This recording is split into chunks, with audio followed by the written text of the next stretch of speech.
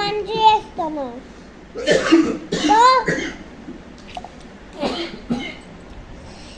ఇప్పుడు ఏం చేస్తున్నంటే అప్ప చేస్తున్నా మా మమ్మీతో వస్తాం దాని తర్వాత చాటు అని అది చేస్తాను.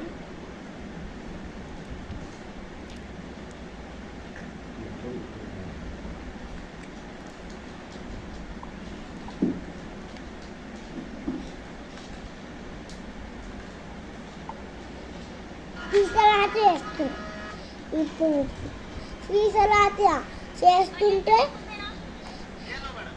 చాలా లాతనే సేమ్. దాని తర్వాత ఈ పింటు తలవి వండున్నాయి మా దగ్గర.